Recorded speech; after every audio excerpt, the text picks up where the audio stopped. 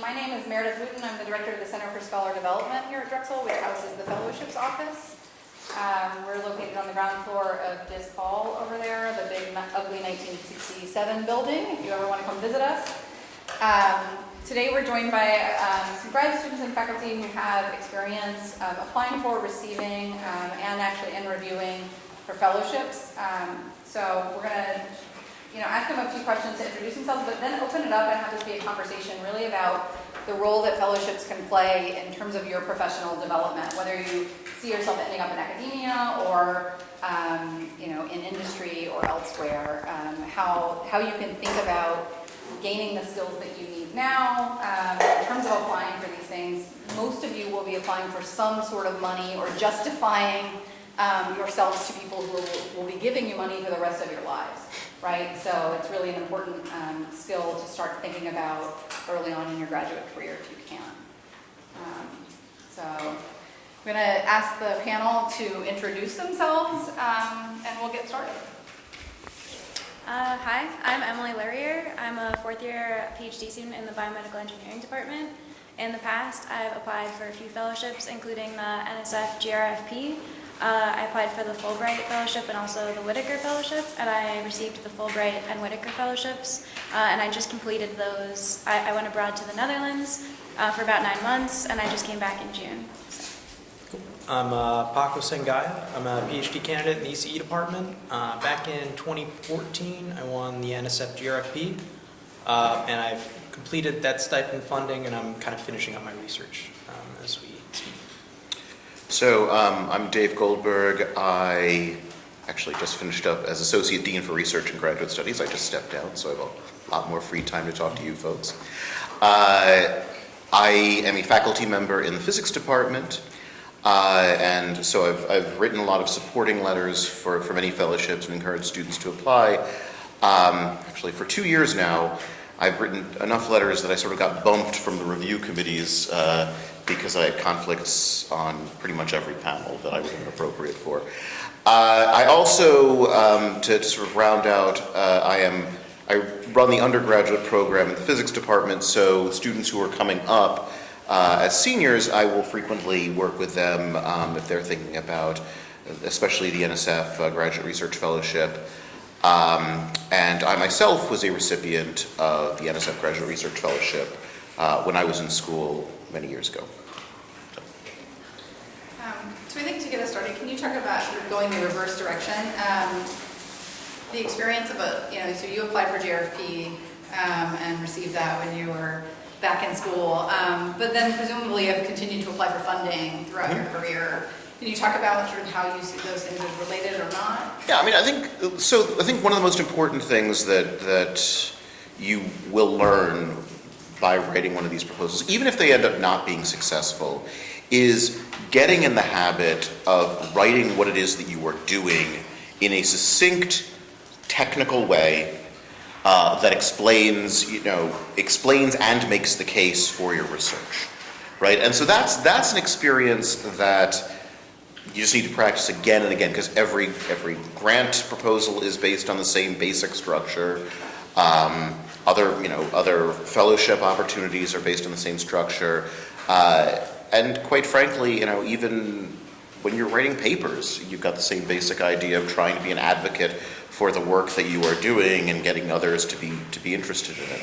So, it is definitely one of those things where I would strongly urge you to start early, even if you think it's a long shot for some of these. Just because, again, it is one of the most important skill sets, and it's one that typically is not as much stressed in the undergraduate education, right? So you take general English classes, but you are never really sitting down and saying, here's my research that I'm doing, and here is exactly why it's important. So I think it's important. Can you repeat the question? Where do you fit into your professional development, or what skills, or other opportunities that might have opened up for you? Yeah, absolutely. So part of when you're applying for a fellowship, it kind of centralizes your thought process on, this, from taking your ideas of what you're really interested in the subfield or field that you're working on, creating a kind of central research question of, hey, this is what I'm doing and this is why it matters. And then kind of deriving the technical aspects of it, the broader impacts, and kind of creating a cohesive message, right? That's the really important part that, again, as Dave mentioned, that you really kind of use in, writing your own papers, right? Your publications. I mean, you'll find that when you go from whiteboarding to actually starting a draft to, finishing it up. It's a long process, and that same kind of mentality you use when you're applying for a fellowship. You kind of start with, okay, what am I interested in? Why does it matter to me? Why should it matter to the rest of the world, to my community, and all that, as well as, what are the advancements of the work I want to work on, right? That's pretty much what you're doing when you're writing a paper, when you're writing a publication, when you're working on a project as well. What's the importance of my project? Why does it matter for other people, right? This makes it easier for someone who's reviewing your work to say, okay, this is incremental advancement, this is a large advancement, this is the real impact of this work. You do that for your technical work, for papers, as well as for future funding, convincing somebody, hey, it's not just me, it's my group, it's an idea. It's really that same mindset that you carry forward. Yeah, I agree that writing the grant really helps you kind of with communicating your project in the future. I also had a lot of professional growth during and after I completed my fellowship. So a few things that I was hoping to get and did actually accomplish was kind of increasing my independence and confidence as a researcher. So there was like a lot of opportunities that maybe previously I was a bit shy to accept before. Maybe I didn't think that I could do it, but then after receiving the fellowship and having all these opportunities open to me, I really started saying yes to everything, which I hadn't done in the past. Because I thought to myself, well, maybe I won't have these opportunities again. And now that I'm back, I see that those opportunities exist everywhere. So as far as professional development goes, I feel like my eyes are really open now to all the opportunities around me, and that, you can always try and do anything you want, and hopefully the answer will be yes. Whereas before, I was a bit closed off to those opportunities. There's one thing I'd like to add to this as well, just, on both sides of it. I mean, so these competitive grants, especially the ones, and fellowships, especially the ones that are in your name, that are for your research, getting them affords you a level of freedom that you don't typically have as a student, right? So normally, if you're funded on a TA-ship, you've got a lot of your time in teaching. If you're funded on a research assistantship, there's a very highly prescribed project that was defined by your research advisor that describes the research that you're going to do. These fellowships, NSF fellowship, for example, is a lot freer in terms of what you can do if you want to sort of move between groups. That tends to be a lot easier if you're carrying your own money with you. And I mean, not to bring power dynamics into it too much, but there's that reality. So and usually it's a little bit higher than whatever the going rate is in your department as well, for what it's worth. To add to that as well, you also kind of, get to the point where you feel comfortable in doing that, in having your own creative independence, when you've kind of already formed the thoughts of what you really want to be working on, and kind of really delve deep on the impacts of that work. So you kind of rise yourself to the occasion, at that point as well. Molly, can you talk a little bit more about your experience going to the Netherlands? I think a lot of students, especially for the international fellowships and international research, it can seem like really a step away, and your advisor may or may not be supportive of you doing that kind of fellowship, but sort of what you were expecting, how you were expecting it to go, and then what actually happened, and how that fits into your program, but also what you're thinking about doing next. Sure. So I applied to go to a lab where the research was really closely connected to my own thesis, because I was hoping to complete an aim of my thesis there while also using any techniques that they had that I could learn from to increase the impact of my research and make it more full, I suppose. So I was really expecting to finish a full AIM, which of course is like a very high expectation. And when I got there, what ended up happening was I actually contributed mostly to other projects that were happening there while simultaneously working on my own project. So I ended up learning a lot of things, a lot of new skills that I wasn't expecting to learn because I didn't know the full scope of the lab until I got there. And so I ended up on like a few papers, like contributing to a few papers that I wasn't expecting to contribute to. But yeah, for me, my advisor is really supportive of going abroad as long as the research that we want to do will connect back to our thesis. So that was really helpful. Some things that I wasn't expecting, I guess, was, I guess the additional skills I learned and also the networking opportunities that I had. So in the past, I wasn't really great at networking because, I was quite shy, but the lab I went to really promoted that kind of behavior. So I went to a lot of conferences, which I wasn't expecting because I wasn't expecting the Netherlands to host so many conferences, but they did. So I learned a lot about the scientific community outside of Drexel and then outside of my university in the Netherlands. So that was unexpected. Does that answer?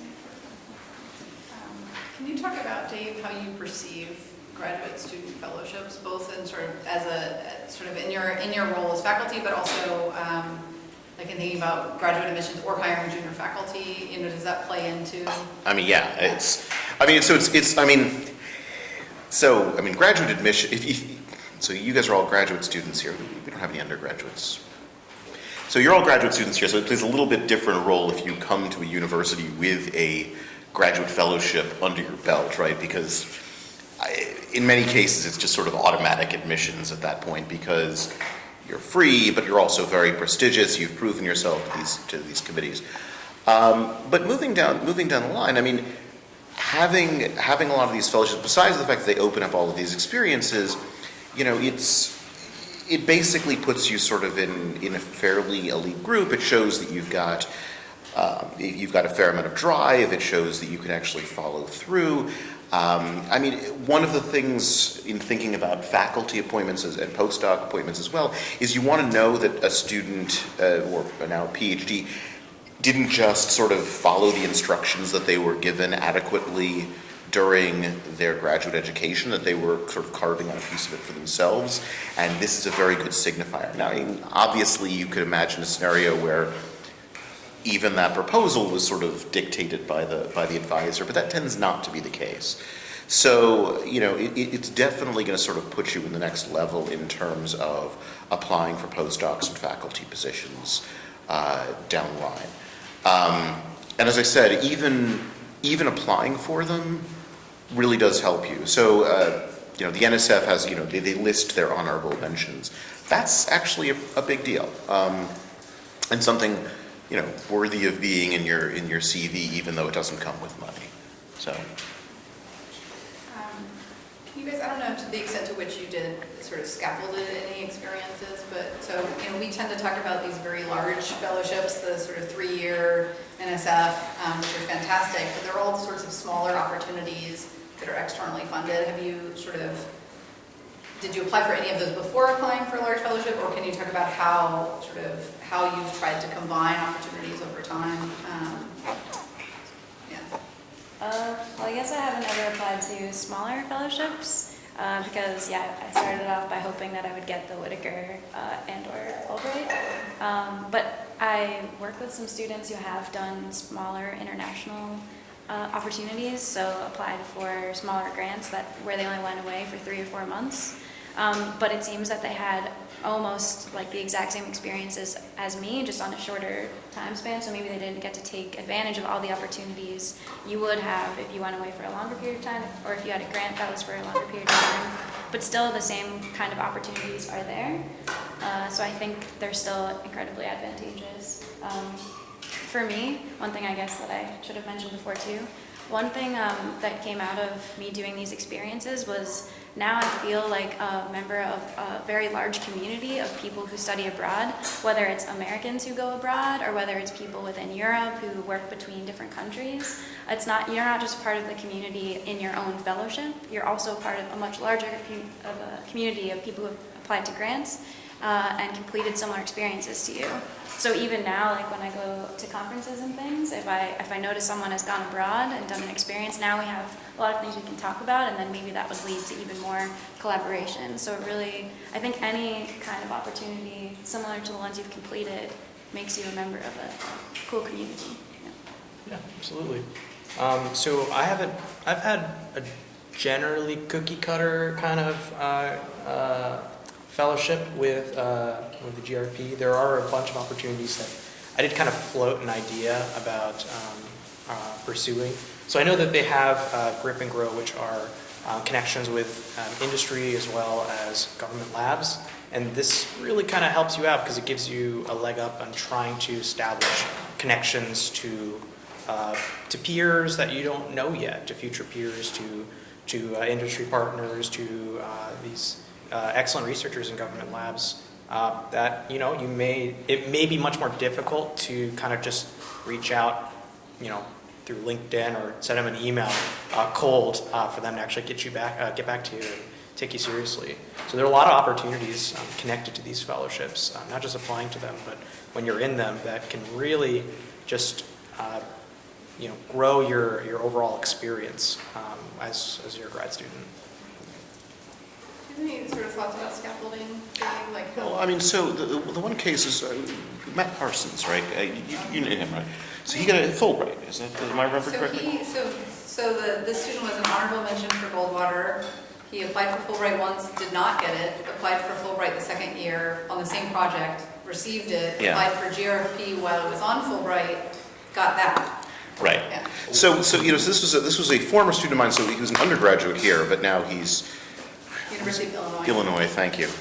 And so he keeps in touch. But it wasn't just a matter of sort of getting a fellowship and then getting another one. It was a matter also, I think, of he had an independent project basically he was able to do on the Fulbright. So one of the things that's going to help you professionally is not just getting a lot of awards or going to a very getting a prestigious postdoc.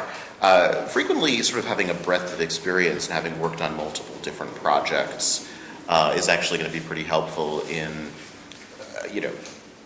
identifying other opportunities sort of down the line, either later research jobs or faculty positions.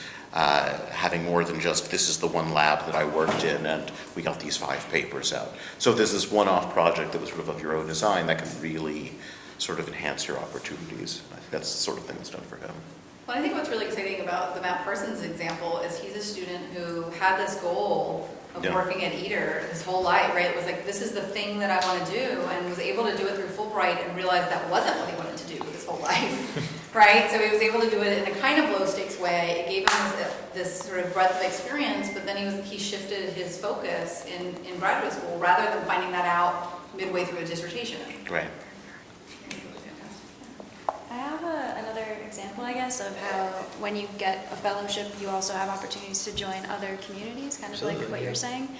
So as part of the Fulbright, I also became a member of the Netherlands American Foundation, which they didn't even tell me until I got there.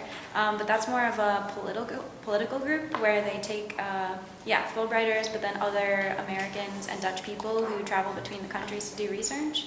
And they put us all together, and then they kind of ask us why it's important to keep that relationship open, and then we can also contribute politically to promoting that kind of group.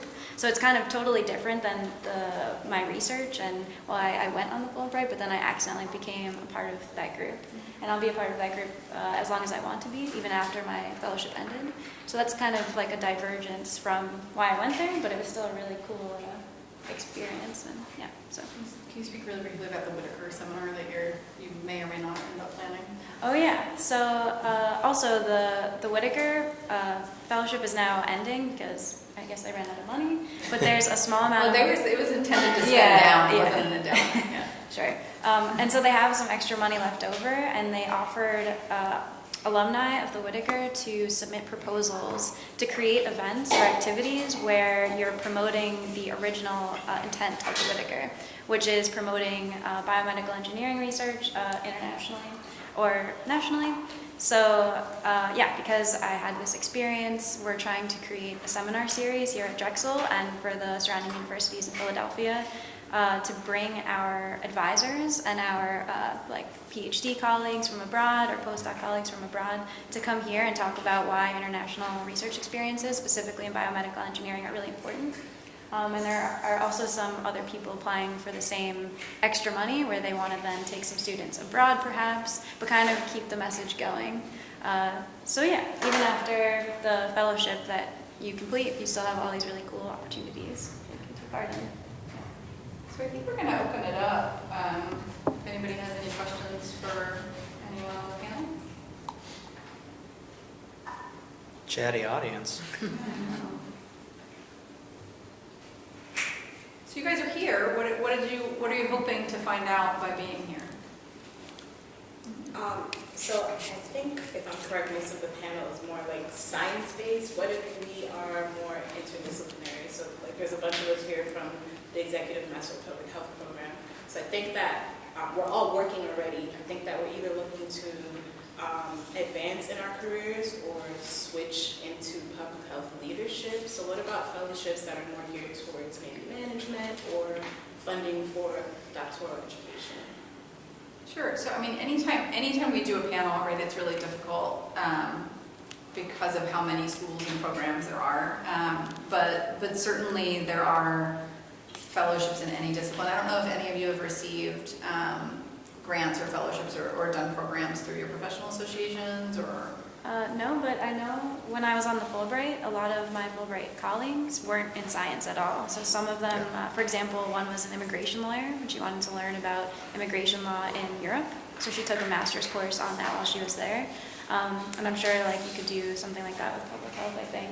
I'm not sure if they would fund doctoral research, like the all 4 years. Right. But So the ASPPH has fellowships and funding, and that's the big one that sticks out for me for public health. Depending on the research you're doing, maybe Fogarty, maybe. The handout that we sent around is the front of it has some general, sort of here's the different kinds of funding and fellowships that exist, some basic resources, but the back is databases. I don't know, actually you guys can speak to that, I'm sure, hopefully, sort of the search for funding. I don't know if you can talk a little bit about what that's like. it's hard. I mean, it takes a lot of work, I think, to find a fellowship that fits you. Like for me, I've only really applied to 3 kind of broader fellowships, except the Whitaker was specifically for biomedical engineers. But yeah, that database I found really helpful because there are so many interesting fellowships for all different kinds of things. So yeah. Yeah. Sorry, go ahead. I was just going to say, I mean, to give a direct shout out to the fellowships office. I mean, the database, and also, I mean, you guys are in touch, generally speaking, like it's T-minus 2 months or whatever until this fellowship is coming up. Who do you have for us? Right? And I mean, you've broadcast this more generally to the students. So I mean, they keep a very good database of general fellowships that are out there. I will say, just an important part of all of the whole application process is make your intent known early. Identify, most of these involve multiple letters of recommendation. Identify and think deeply about who will write you a strong letter that can really highlight whatever the fellowship is about, and it's typically going to be your scholarship, and identify some unique aspect of that, and have multiple people read your proposals. The one thing is, these are all going to be seriously oversubscribed.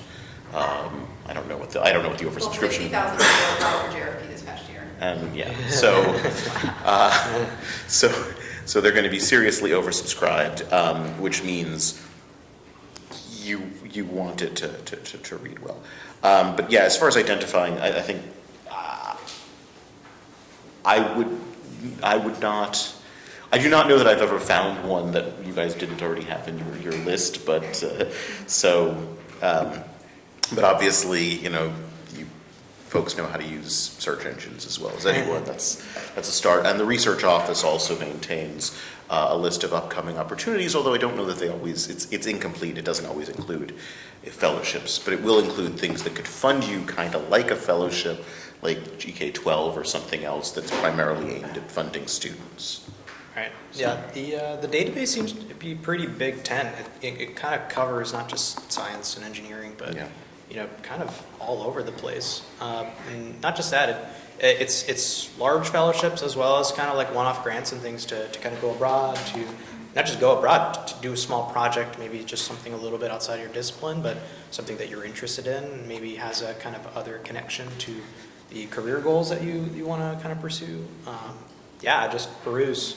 It's something you do in your pajamas. It's not something that you want to do during an afternoon at work or something like that. It kind of takes a while to get accustomed to it, but yeah, pretty large. And Yeah, so we have a database on our website so that's our website. In the middle there where it says search for fellowships, there's actually 3 tabs under that. There's our database, which has about 150 awards in it, and that's what I tend to say is that's the amount that we can keep in our heads at any given point, right? That's not the universe of awards, but if you come in and ask us a question, we can answer it.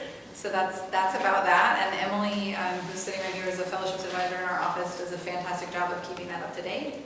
And then we have another page there with lists of resources on campus, other sources of funding, but also people, if there's a scholarships or fellowships page for your college, we have it linked there.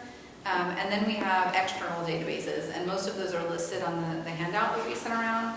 The COS funding database, which is the first one on there, which has instructions on how to use it, is the most comprehensive. I think it's thousands and thousands of opportunities. Some are for Drexel, some are for faculty, some are for students, so you really have to devote time to dig into it. But the estimated value of the awards in there is it's $40 billion, right? So some of that in there is going to be for you. You just have to devote the time. I usually say, while you're Netflixing something, right? It doesn't take your whole brain, but it takes time. And if you're willing to put that time in, you're going to find something that's the right fit for you, rather than, these big awards are really great, but they're very big in general and they're long shots, right? So we have, right now we're working with an award called Knight Hennessy. Everybody's applying for it. Their acceptance rate last year was 1.7%, right? So, if you can find something that's not so general, that knowing what you want to do is really the first step, figuring out we tend to think about these things as funding, and they are, but they're funding to do something. GRFP is funding to sort of launch your research career. Fulbright is funding to go do research or a project abroad. So figuring out what it is that I want to do, and then who might want to invest in that thing. But if you go into those databases with that in mind and some time, there's definitely something in there for you. Anybody? So we have some of our fellowships ambassadors in the room. Is there anything that we missed? Any suggestions you would give, or anything you want to share? yeah, let's pick on Scott. Yeah, I saw him chuckling back there. Yeah. I think that was a pretty good summary. I would say if you don't have questions now, definitely go check out the fellowship's office. They're nice, they will help you, and they have candy. Kyle? I think they did a pretty good job of summarizing everything, but I'll just throw in that applying for the fellowships even if you don't get it is very helpful, because sometimes when you're doing research, you tend to think that you have your whole plan focused and figured out, but by applying for the fellowships, you kind of get understanding in more detail, and then it can help you springboard to another fellowship or another opportunity. So no matter what happens, it's very good to apply and go from there. I have a question for Fulbright. How much control do you have over selecting your location? So you specifically apply to one location, I think. So I had the Netherlands in mind before I applied, because I had seen a few lectures from that advisor, and then I reached out to her first to make sure that she would support me joining her lab for a brief period of time, and then I specifically applied to go to the Netherlands. So if you're thinking about a Fulbright for next year, you should stay after and talk to us right now. You should. It's great. Any other questions? And the NSF, by the way, is November, right? It's around. No, they keep moving it up, October. October 22nd to Okay. 26th this year. So- So if you're applying for, is anybody here thinking about applying for GRP or Indiseg or any of those? Just the one, so you know, we've already chatted with you, Two. yeah. So, do you want to talk about the summer grad fellowships? So if you're interested in applying for a grad fellowship, every Friday morning in Center for Scholar Development, which is Distance 109, we have drop-in hours called grad fellowships power hours. And so from 9 to 10, an advisor will be present as well as past awardees, and we can help you on any grad fellowship you're applying for. And then also it can be a peer-to-peer support or a fellowship advisor to peers. A question for Professor Goldberg. Writing recommendations, do you have a preference on how you approach, and this is for anybody? Dark alley, you know. Bring cash. No, I mean, anybody who's going to be able to write you a letter, I mean, you should feel comfortable with them. The one bit of advice I give everyone is always phrase it in a way and listen to what they say where if there is something that suggests that they may not be able to write you a strong letter, and this goes across the board, take that at face value. Thank you very much for your time. That's it, right? Because you do not want to be damned with faint praise. But anybody, you know, somebody you've done research with, obviously, ideally for most fellowships, as well as, you know, postdocs and other professional, somebody who's got a PhD, and ideally, at this stage, faculty appointment. But, you know, there are exceptions, of course. I typically ask for 2 weeks, especially if it's the first letter I've written for someone. After that, I have a draft that I can work off of. You should expect that they're going to ask you for your CV. And if they're not Drexel faculty, you should be prepared to give them a transcript as well. I mean, if they're Drexel faculty, they have access to your grades.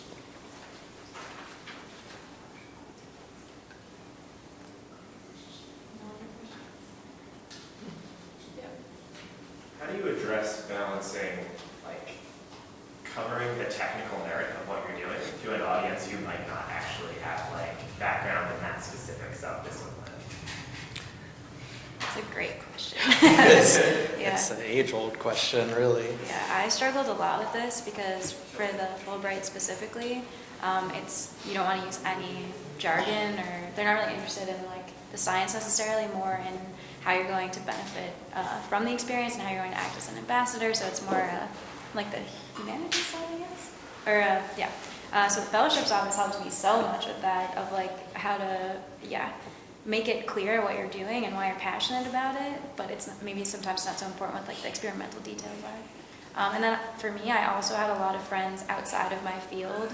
I like talked to them and described to them in layman's terms what I was doing, and then tried to see if they could like repeat it back in a way. So I relied pretty heavily on people outside of my field, just explaining it a bunch of different times, and then trying to put that into writing, and then seeing if the message still got across without it being way too jargony.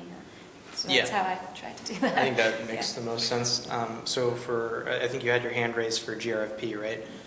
The way that I was trying to the approach I was trying to take was, okay, think of like an elevator pitch, fine, if you had 30 seconds. Really need more detail than that.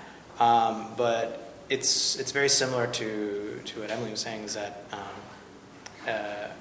when you talk to your friends, when you talk to family, if you can convince them, like talk to them for like 5, 10, 20 minutes, right? From top down of like, okay, what do you do? Okay, I do this, I work on this field. Okay, what do you do in that, right? And then kind of go down to a layer where they would be interested in that. The reviewers themselves will likely be people of your field, but may not be people from your subfield. So they'll know those details. However, there is a point where you're really getting into the weeds, right? And that would be where, try to think of it from their approach, where they're a scientist or an engineer or somebody Who has to read a lot of these. Right, where they're really running through this, and they really want to know, what is the impact of your work? Do you know what you're talking about? But at the same time, they want to read this and, enjoy it, right? They want to, if they're giving you the money, if they're saying, here's a 10 out of 10, they want to enjoy reading what what they have in front of them. So to it's a little tough to like figure out that exact balance, but the recommendation I always have is kind of like start from the top and then go deeper, and then have a bunch of people read your papers. I think I have probably had like 15 people look at mine, not every word, but like in general. I've probably had 5 people at least read every word, and usually someone there will say, "Come on, this is like too far." People in my field, people in my lab, they'll usually be the ones that tell me that. Like, can you talk about, because you were applying for Whitaker and Fulbright at the same time, Mhm. how did you manage that? Or I guess in succession to one another. Yeah, that's a good question. It's kind of a hard question because after I was done writing Fulbright, I was kind of like so tired that I guess I kind of used the first drafts of my Fulbright because they were way more technical since I hadn't gotten used to writing non-technically. So the Whitaker, is specifically for biomedical engineers, so you can be much more technical and detailed about the experiments you want to run. In fact, I think they really want some detail. But the way I approached both was like, if someone's reading this, are they going to read it and be like, this is awesome, I can't wait to see the impact of this work? Or are they going to read it and be like, all right, it's interesting, but like, I don't see the impact. So I just tried to imagine myself reading essays and thinking like, this is awesome, I would love to see this completed, versus like, this is cool, but I'm not sure really like, what's the point in a sense. Yeah, it was difficult. Yeah, and the other piece of advice that I usually have for this is make sure that you really highlight the technical aspects that are very interesting to the work, right? And kind of that's one of the main things you need to do, especially in the research statement itself, is that you need to show, you know what you're doing, but also when you break down kind of parts of what you're doing, the sub aims, I guess, of what you're doing, that you can still kind of explain that backwards to someone in your field, but not right next to you working in your lab. I mean, I think what's really nice about NSF, but really true of most of these fellowships, is that, they are thinking about impact, right? And for NSF in particular, the reason broader impact, we talked about this the other day, right, is, think about what their mission is, and part of the broader impacts is demonstrating to Congress that the use of taxpayer money is justified, right? And so really thinking, okay, well, how would I convince somebody in my field, and at the same time convince this member of Congress who doesn't know anything? Like, how do I convince both of them that this is worth doing? And I think the practice of doing that, and then Dave was saying this at the beginning, right, that the practice of thinking about how you talk about your work to multiple audiences, whether or not you get this funding, that is an intellectual exercise, right? To be able to communicate. When you're a grad student, you focus in and in and in, you're used to talking to people who agree with, especially if you're talking to your PI or your advisor, like, you're working on something very similar to them. You both think it's very important because you're both doing the same work, right? Like, it is very interesting and it's very important, but how do you convince the person down the hall? How do you convince the provost, right? And how do you convince somebody, some random person on the street that these are things that are worth doing and interesting? You will do for the rest of your life. I still do it now. I don't do my research, my graduate research anymore, but I still explain why on earth I spent time doing it, right? Like, here's why I spent this time, here's what it was. So it's just important for you as a professional to be able to do this. And science communication, especially, but I think any sort of communicating any advanced research is not really taught. I don't know if I'm wrong about that. Are you guys is this in the curriculum anywhere? No, not really. Maybe at a really rudimentary level a while back, but I don't think in my undergraduate curriculum it was. I think like the elevator pitch is sometimes highly stressed, but of like how to develop it sometimes can be lacking. It's just practice, I guess, at that point. Yeah. But for me, like once I wrote these grants, now I have a spiel down where like if anybody asks me what I do for my research, what I study, and I know that they're not biomedical engineers, I have like a spiel ready. You got your layer here. Yeah, right? exactly. And then if they ask more sophisticated questions, then I start to delve a bit deeper into my research. But that really helped, and I'm also really confident saying it and hoping that it's like understood. At least the importance of it. Any other just general advice you would give to folks? A lot of prep time. I think Yeah. David mentioned Yeah. this before, right? Just put as much time as you feel is necessary, and also listen to the people around you, the fellowships office, who've gone through this experience with, hundreds, thousands, I don't know your numbers, but tons of people. Thousands. Yeah, so they know the timelines really well because they've had this experience with so many people to kind of figure out, okay, this is roughly where you are with your essay, with your application. They can kind of eyeball it from across the table and tell you how long it's going to take. And it's usually very good advice. I think I don't know about your essays, but my essays, I probably had like 20 drafts, 25 drafts. Not all of them were like rewriting, the whole thing, but like a few of them were, definitely changing ideas. It definitely is a hard thing, at least when you start to get people's eyes on your work like that, especially as a deeply personal essay, right? Where you're trying to convince people, hey, I'm good, I know this stuff.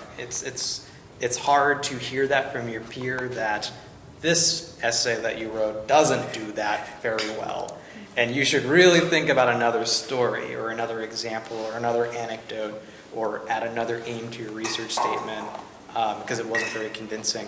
Because it's a process that you're going through. It's not just a writing process, but it's also kind of a process to centralize your thoughts, your interests, and be able to deliver them, in this case, in text, in some cases verbally. So just to sum up, time and have a lot of people look at your stuff.